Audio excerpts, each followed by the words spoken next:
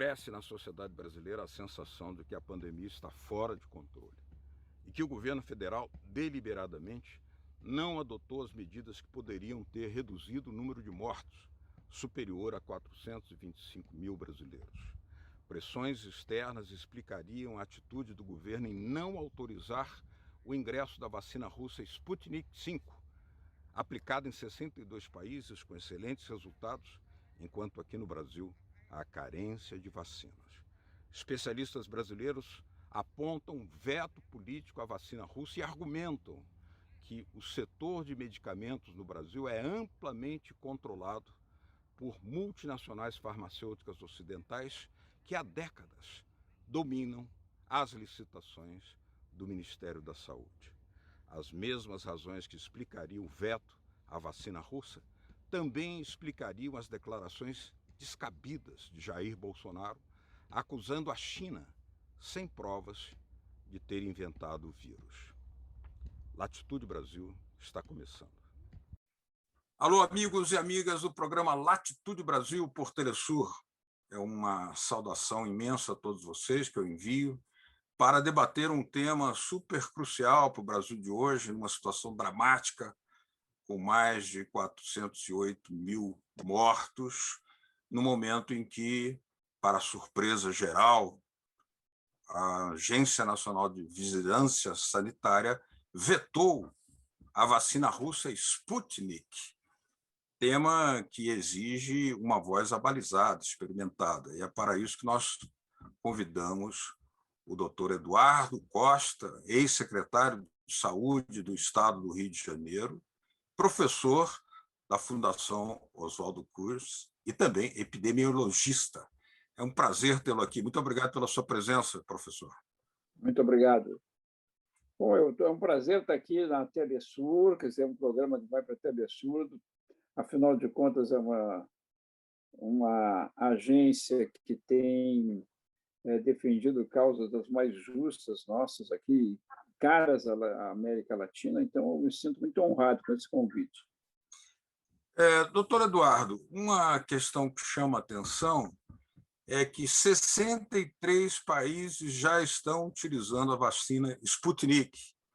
E, por toda a informação que foi veiculada, a atitude que embasou o veto da agência brasileira a essa vacina Sputnik não foi assim algo tão objetivo. Parece que tem aí uma dose de questões a ser esclarecido. O senhor colocaria esse veto dentro de uma visão mais ampla, estratégica, geopolítica?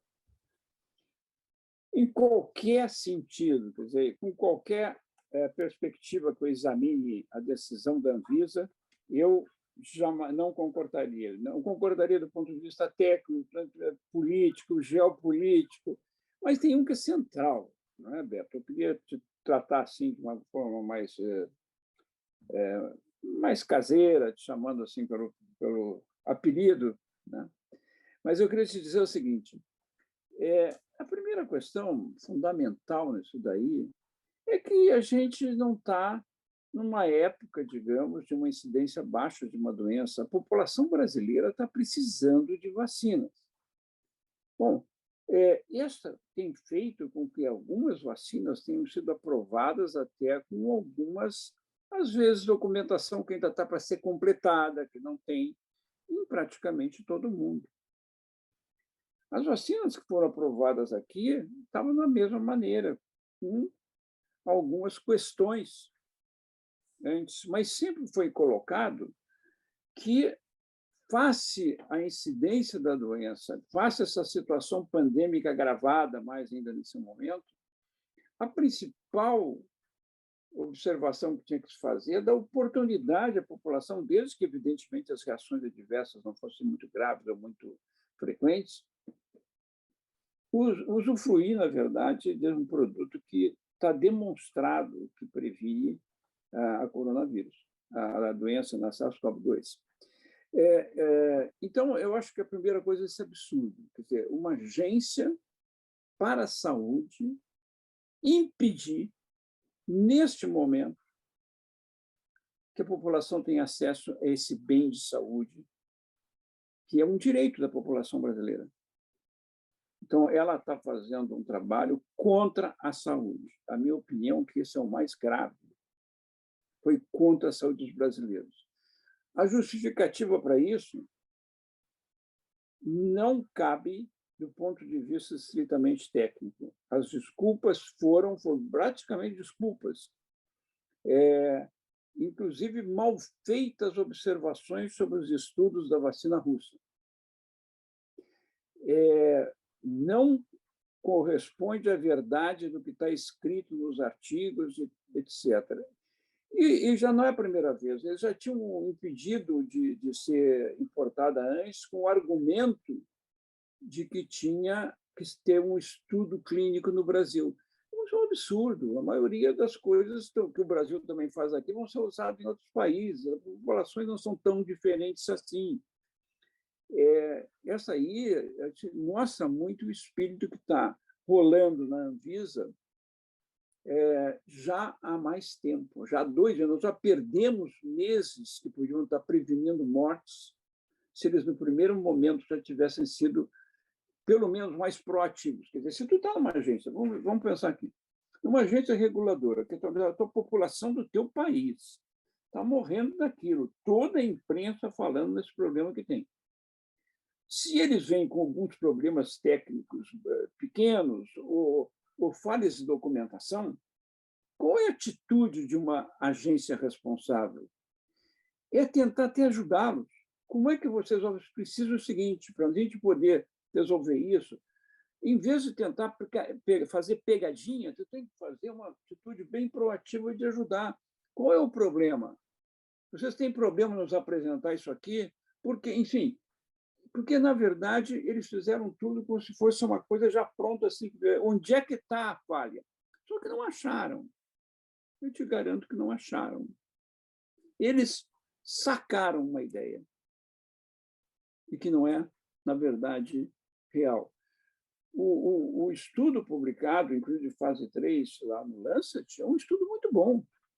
Já o de fase 1 e 2, eu queria dizer que é um depoimento aqui de quem lê essas revistas, esses artigos.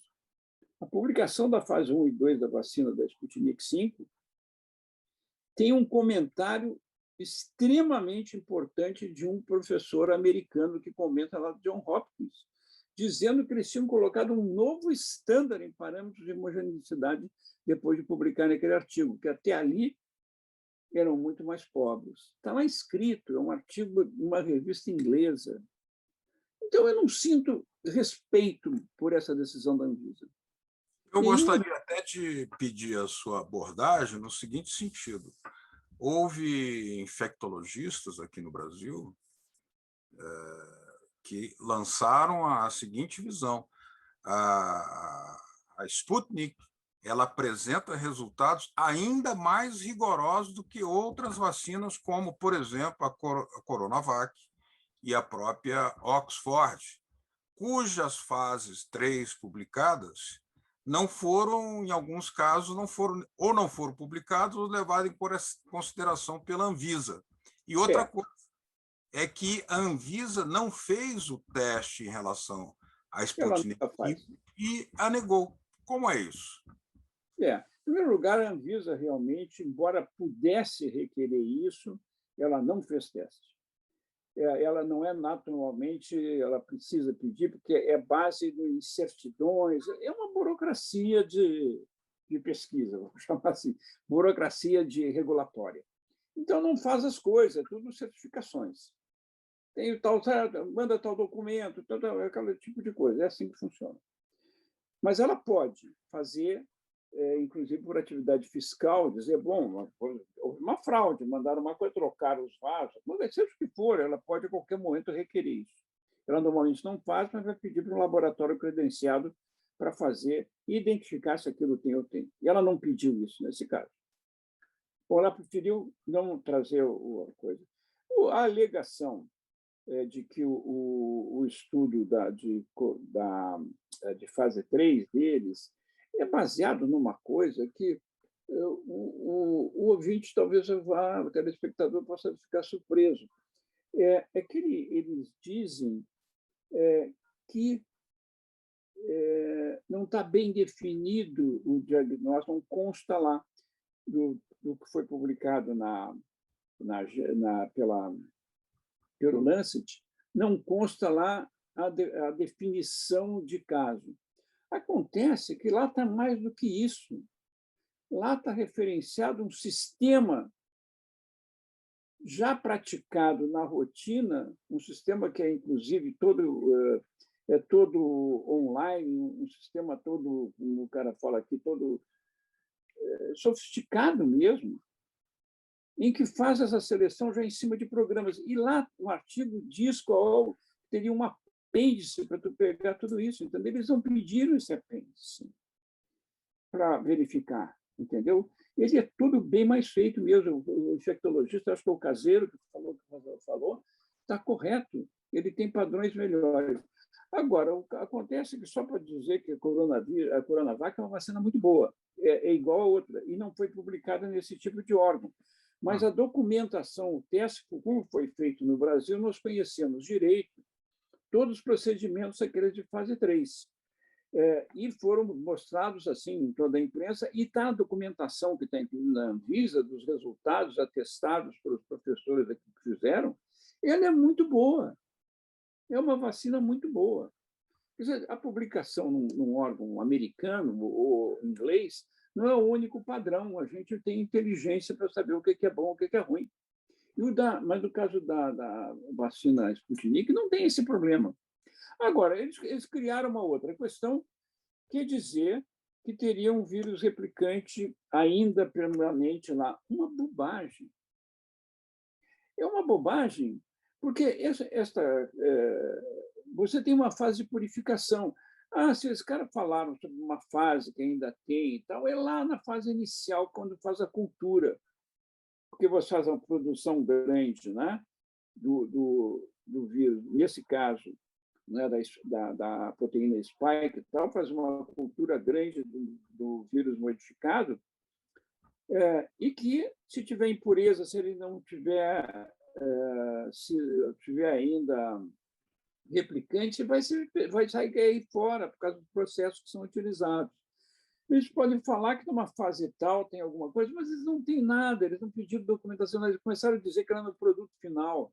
Então, a Anvisa fez de propósito. Essa que é a nossa questão, que eu fico triste de falar, que isso não foi coisa por acaso, embora tenha um rapaz lá que assumiu tudo para falar aquilo publicamente. Isso foi uma grande armação, que a gente sabe que tem pernas fora do Brasil também.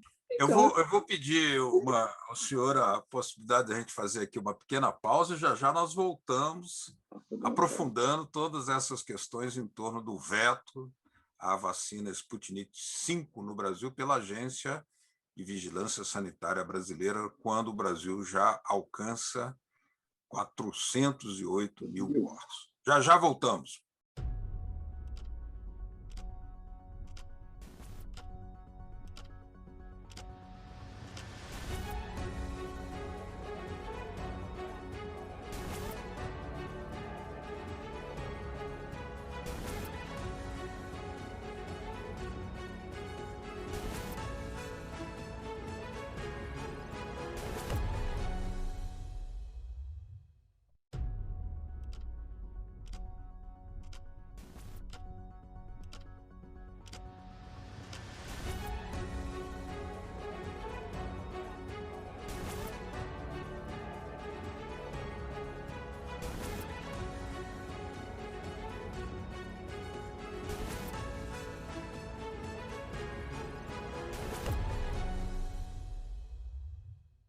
Latitude Brasil está de volta discutindo o veto à vacina Sputnik V pela Agência Sanitária Brasileira, que chocou a todo mundo. Estamos conversando aqui com o doutor Eduardo Costa, ex-secretário de Saúde do governo Brizola, no Rio de Janeiro, saudoso Leonel Brizola, e também professor da Fundação Oswaldo Cruz.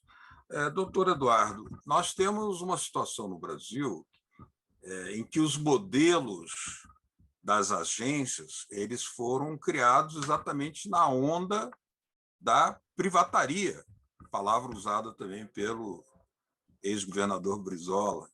Nesse sentido, essa filosofia, essa ideologia, né, somada ao fato largamente divulgado pelos meios de comunicação independente do mundo, de que os Estados Unidos teriam vetado ao Brasil a compra da vacina Sputnik, isso não merece uma reflexão mais profunda da sua parte? Não, em primeiro lugar, a questão é o seguinte: não dá para dizer assim que foi vetado pelos Estados Unidos, mas tem gente que é subserviente por profissão, sabe? Eu não sei se os Estados Unidos chegou disso, mas se sabe que os Estados Unidos, sua coisa geopolítica, se sabe por publicações fora do Brasil, que não querem deixar que essa vacina chegue, a vacina russa chegue na Europa Ocidental. E como a União Europeia está estudando isso, o caso do Brasil veio na hora para poder dar uma brecada nisso. Isso tudo faz parte de um jogo. É tão claro isso que a reunião daqui no dia 26 à noite, que houve essa rejeição, tinha que passar um dia, claro, no dia 28 de manhã, na revista Science Translational, essa revista já tinha uma matéria completa sobre isso, advertindo o mundo que o Brasil não tinha aceitado porque era ruim, e faz um discurso de uma pessoa conhecida como um cientista, digamos, que é jornalista, na verdade, chama de jornalista científico e tal, já mandando pau em 24 horas antes, quer dizer, não chegou a ter 24 horas da decisão, já tinha a matéria pronta para difundir para o mundo. E já publicada ali, não é só pronta, já publicada. Muito significativo. É claro isso, né? E a gente pode dar referência da revista, falar dia 28, revista Science Translation, dia 28, procura a matéria do Derek, e não me lembro o outro nome dele, está lá. Bom, e foi lá para tentar segurar na Europa isso. A outra questão que você colocou é do modelo. Realmente, aqui, o nosso um ex-senador brasileiro, que foi governador também, foi que trouxe, na verdade, essa concepção dentro da saúde, que foi o Serra, de trazer modelos de agências que são, especialmente o modelo americano, de regulação para dentro da saúde, né? Ele fez isso com a criação da Anvisa e também da Agência Nacional de Saúde Suplementar, que é a dos planos de saúde. Quer dizer, você sabe que essas agências elas deveriam ser para regular, digamos, o setor privado, pelo menos o modelo americano. Mas aqui elas regulam o privado e o público, é muito engraçado. E a composição delas, quer dizer, então o público não tem defesa, porque tem que entrar lá naquela máquina de moer carne para ver qual é o jogo entre os dois. Um quer comer o outro, entre aspas. Em geral, o público não. Só os, digamos, os esquerdistas de carteirinha. Mas, na prática, entendeu? Quem está lá para querer moer os outros é o setor privado. E não por acaso foi esse senador que foi o autor da lei que retira da Petrobras a obrigação e o direito de ser a operadora única no petróleo, internacionalizando o petróleo pré-sal, o mesmo José Serra. Não, isso aí, esse modelo veio para, na verdade, dar condições. É um modelo que, por exemplo, também tem na área de petróleo do Brasil, que está com um grande problema por causa disso, porque o setor privado, na Agência Nacional de Saúde Suplementar, que é dos planos de saúde, as operadoras dos planos é que controlam, indiretamente são elas que nomeiam os diretores. Essa coisa é assim. Não se iludam sobre o Brasil, se alguém tiver alguma ilusão, que isso aqui, há muito tempo, como a gente falava nos tempos diferentes, eu sou velho porque eu lembro, né? Isso aqui é o quintal americano, o quintal. Eu até peço o seu comentário sobre o seguinte fato. Mesmo no momento em que o Brasil tinha grande presença de médicos cubanos, que ajudaram muito aqui no tratamento do povo brasileiro, em lugares em que médicos brasileiros não estavam, não chegavam, mesmo naquela época, por exemplo, não foram importados medicamentos da indústria farmacêutica de Cuba. Os médicos vieram, mas tinham também muitos remédios que poderiam ter vindo e não vieram. Quer dizer, a presença das multinacionais aqui é, digamos, esmagadora sobre o mercado, de tal forma que todas as licitações do Ministério da Saúde giram em torno dessas mesmas multinacionais farmacêuticas. Não é por aí? Não ajuda a Isso compreender? também, isso faz parte, é um alargamento, digamos, da mesma situação. Eu tive bastante relação com Cuba em relação a algumas questões, a vacina de meningite, trabalhei um pouco, enfim, uma atividade grande. É lá um país sério, né? As pessoas levam seriamente as questões.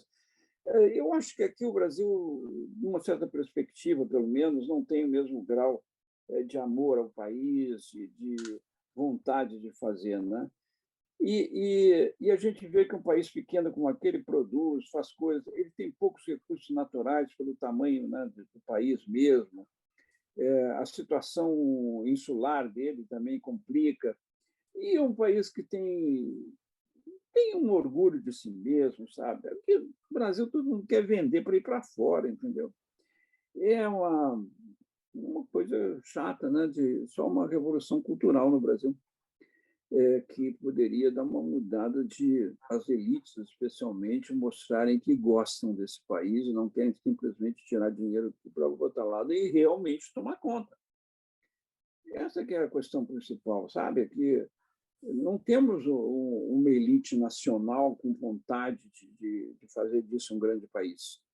Eles agem com a cabeça ainda dos colonizadores que queriam arrancar daqui o máximo e levar lá para fora. Agora, logo depois do veto à vacina Sputnik V, veio a compra de 100 milhões de doses da Pfizer. Já estava programada, mas isso daí estava programada essa compra, e é interessante que essa vacina, embora eu diria que se tornou uma vacina que, com todos os dados até agora, é uma vacina muito boa, ela que mais se tinha que ter precaução, porque ela tem alguns processos que a gente tinha precaução mesmo, tinha que ver mais como é que funcionavam. Ela não é uma vacina pouco reatogênica, não, e nem é tão melhor. Tem um dado muito especial sobre ela, que a gente tem que sempre dizer que realmente eles tiveram coragem de botar para frente uma tecnologia que já se conhecia, mas que precisava ser usada em humanos, precisava coragem de fazer aquilo. Se isso é coragem do empresário, se não é coragem do povo que se submete, né? Era uma vacina com expectativas, mas ela é bastante reatogênica. Inclusive, esses choques anafiláticos que ela dá são uma frequência bastante alta, tanto nos Estados Unidos como na Europa. Agora, lá nos Estados Unidos, tu tem um cara de 30 minutos, que em geral é o tempo aí, no máximo, que dá uma reação anafilática grave, ele não sai do lugar que ele vacina, tem assistência médica preparada se tiver. É mais ou menos um caso em 100 mil que acontece isso. Tem que estar ali preparado e tal. Cara, chega aqui no Brasil, imagina dando aquelas vacinas dentro de um barco, dentro de uma população ribeirinha, que o cara nem desce do barco, vai ali, vai ali. Quem é que vai salvar ele depois de ter uma reação tal? Os caras não estão olhando que tem certas coisas que o cara tem que ter uma adequação ao ambiente dele. Nós não temos um sistema desse como está tendo nos Estados Unidos ou na Europa, que pode estar do lado, uma equipe médica preparada do lado de quem está sendo vacinado. Não é a nossa realidade. Vamos ver que vai. Eu não quero que aconteça nada, quero que tudo vá bem. Vou ver o que vai acontecer com esses 100 milhões de doses aqui. É uma tristeza ter que dizer isso. Agora, uma palavra do senhor, rapidinho, porque já está terminando. A dependência tecnológica do Brasil. O Brasil não conseguiu entrar nesse clube de produtores de vacina, ainda tem gente morrendo de sarampo no Brasil. O que é esse atraso, essa desindustrialização? Dependência tecnológica? Não, duas coisas. Não, ou três, agora você aumentou três coisas. Em primeiro lugar, é o seguinte: no assunto específico de vacina, o Brasil foi pioneiro. Até 64, todas as vacinas que a gente utilizava eram feitas aqui, e em todos os modelos. Fizemos vacinas únicas, novas no mundo, inclusive, foi a primeira vez feito disseminado aqui. Nós tivemos um processo com a ditadura militar no Brasil que especialmente na fase inicial, veio para acabar o que tivesse desses laboratórios, inclusive botou uma multinacional para ser a produtora de vacinas, uma empresa que chamava Sintex. Acontece que eles começaram a falhar, viu? Essa Sintex começou a fazer vacina que não funcionava, começou a dar problema para caramba, e eles já tinham destruído os laboratórios públicos. Então, houve um esforço de restabelecer os laboratórios públicos do Brasil, no período já após, no comecinho, já durante a ditadura, quando teve a epidemia de meningite, já houve uns investimentos. E depois houve uma ampliação disso. Mas acontece que eles dão preferência para fazer esses acordos com multinacionais e pararam. Então, nós não temos nenhuma vacina nossa. As nossas universidades têm capacidade tecnológica, têm capacidade de inventividade. Só que não chega, não é um financiamento continuado, porque é uma atitude liberal, entendeu? Então, tem múltiplos grupos de pesquisa fazendo a mesma coisa, indo para os seminários e discutindo, mas não tem objetivamente um programa. Okay. Vamos ter a vacina. Então, esse é o problema da nossa cultura nova, pós, digamos, ditadura no Brasil, onde a democracia é uma coisa para a gente fazer o que dá vontade. Quer dizer, não os pobres, né? E nós temos uma outra situação diferente, que eu queria te dizer o seguinte: a nossa dependência é por opção. Nesse assunto, por exemplo, de vacina, nós temos a dependência tecnológica por opção. Nós resolvemos não ter. Muito bem, doutor Eduardo Costa. Eu lamento não ter mais tempo para explorar tanta opinião lustra, seus conhecimentos, sua experiência também. Queria lhe agradecer pela presença aqui em Latitude Brasil. Estaremos sempre de portas abertas. Muito obrigado.